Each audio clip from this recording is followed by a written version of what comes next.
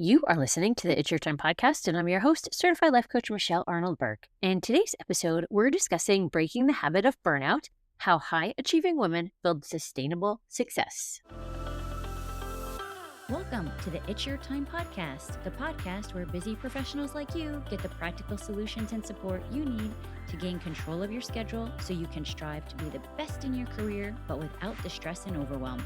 If you're looking to increase your energy and decrease your stress, you are in the right place. Hello. Welcome back to the podcast, friends. Okay, March marks the beginning of Women's History Month, and I want to offer this perspective. History is not just what we inherit, it's what we interrupt. It's what we redefine. It's what we model forward. And if we zoom out, every woman you admire, think about this, everyone who changed something, every woman who disrupted a norm, she went first. She risked being misunderstood. She risked being called too much, and she risks not being liked. So many of the things that often hold us back. And here's the part that matters for most high-performing, capable, responsible women who really do carry a lot. Most of the time, that going first doesn't need to look dramatic. It looks like saying no when you used to say yes, logging off at 6 o'clock, maybe having the uncomfortable conversation, not over-explaining, prioritizing your wellness like it actually matters because, by the way, it does. Maybe it looks like choosing ambition that doesn't cost you your nervous system because the problem is not ambition. It's the belief that your worth depends on it. Did you hear me? The problem is not ambition. It's the belief that your worth depends on it. And that belief, that's conditioning. This month, we're talking about energy, burnout, and capacity. And I want to weave in something that might stretch you a little bit. So stay with me.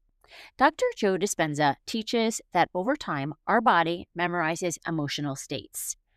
We start to believe that who we are is our stress, our urgency, our over-responsibility, the over-functioning, when really it's just rehearsed patterns.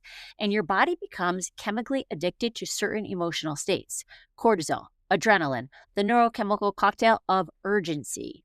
And if you've been high-achieving for years, especially in performance-driven environments, your body can start to equate stress with productivity and productivity with safety. It is so wild, the science behind this. Stress feels productive. Urgency often feels responsible, and exhaustion feels earned. And when that becomes your baseline, calm can feel foreign. So when you try to slow down, when you try to rest, when you try to say no, your body doesn't interpret that as relief. It interprets it as danger. And Dispenza talks about how when your old identity begins to dissolve, the body can feel unsettled. It's almost like withdrawal. It's that discomfort that often makes people go back to the old patterns, right?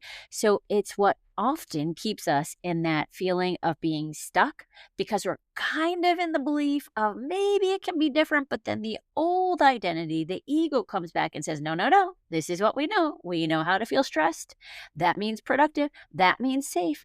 But here, this work is saying, take a minute. And oftentimes, this is actually called disintegration anxiety. It's that edgy feeling that shows up when the old version of you is dissolving, but the new one isn't fully embodied yet. And your nervous system says, wait, who are we if we are not the one who over-delivers? Who are we if we're not the dependable one? Who are we if we're not exhausted? And this is where burnout quietly lives. Not because you're weak, not because you lack discipline, but because your body has memorized a version of you that equates exhaustion with value. But here's the hopeful part. Neuroplasticity tells us that the brain is constantly rewiring based on repeated experience. Neurons that fire together wire together. It's the Hebbian theory. And if you repeatedly think something like, I must prove, and repeatedly feel that sense of urgency, and repeatedly act from over-responsibility, You wire that identity deeper. And guess what? You continue to get the same results in your life every single day. But the reverse is also true.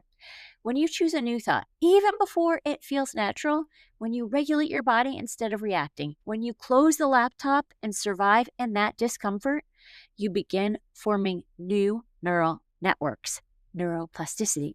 And Dispenza talks about becoming conscious of unconscious habits, observing the old self instead of automatically being it. His book, Breaking the Habit of Being Yourself, is so good. And that moment of awareness, that moment that you're conscious of the unconscious habits, that is powerful because once you observe the pattern, you're no longer trapped in it.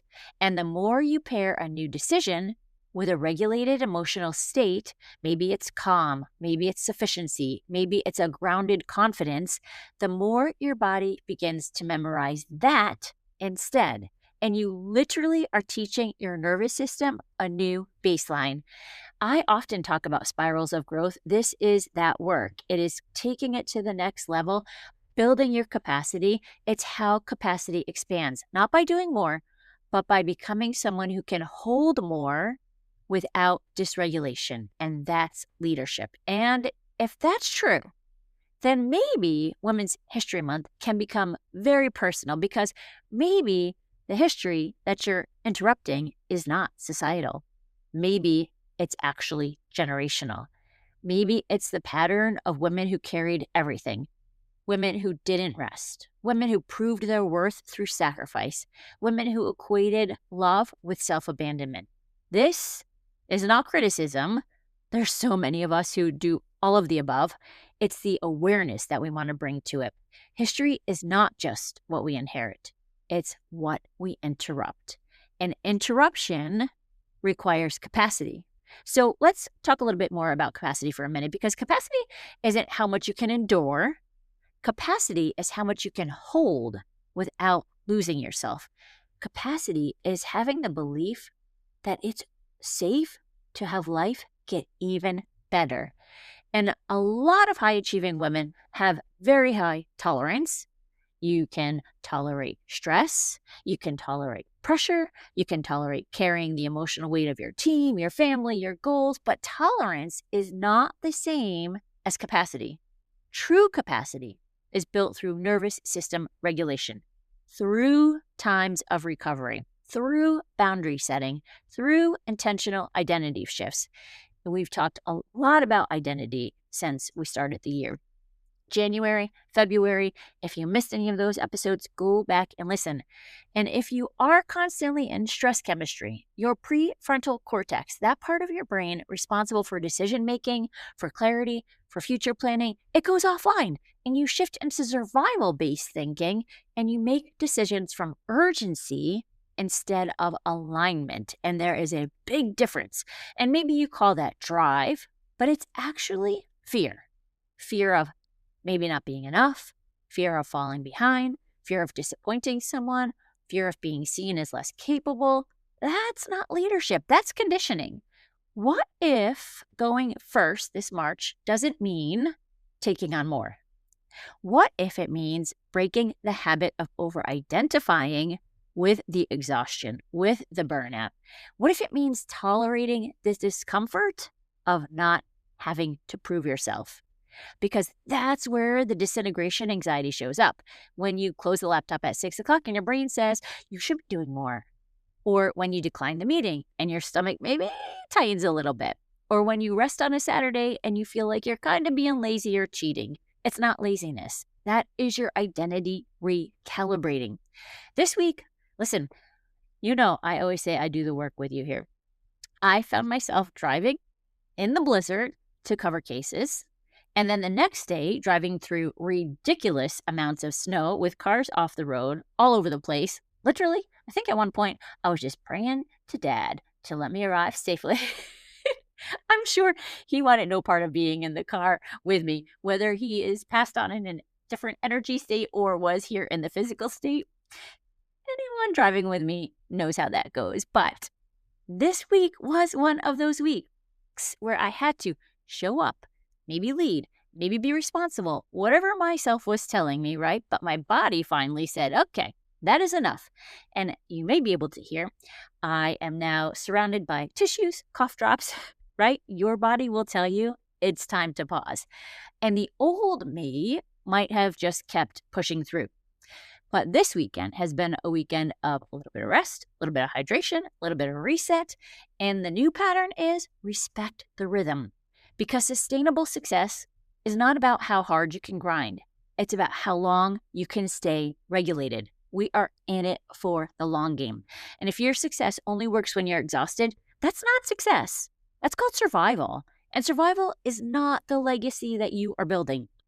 So, as March begins, I want to leave you with a few prompts, and you can pick 1, 2, 3, all of them, whatever works for you.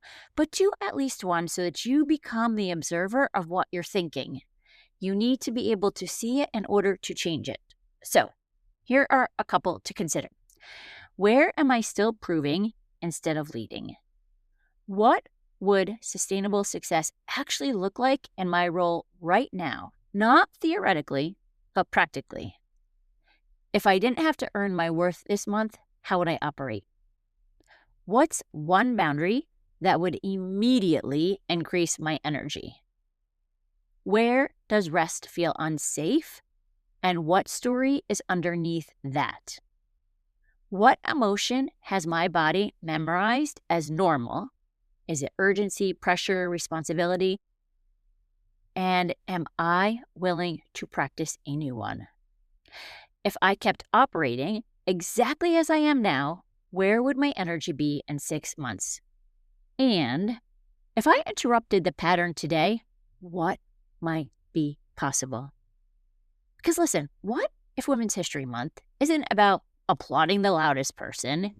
What if it's about honoring the woman that you are becoming? Remember, I started this podcast talking about it being personal.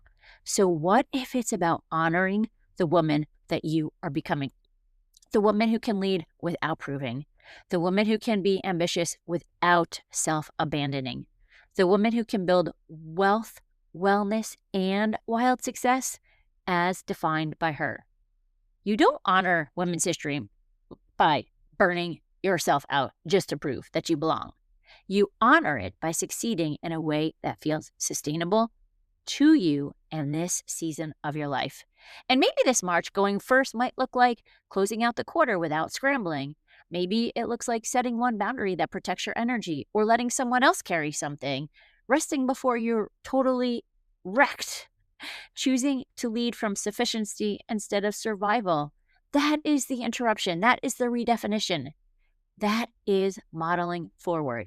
And that is very, very powerful. All right, my friend, let's step into March differently. I would love to hear from you. Take a screenshot, send me a DM. What are you finding as you do this work? At Michelle Burke Coaching on the socials. And that's what I have for you today. Let's meet back next week. But for now, lead your life with intention. It's your time. Make it a great day. Take care.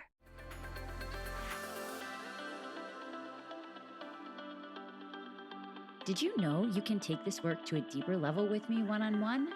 Go to michelleburkecoaching.com and click on Get Started to begin.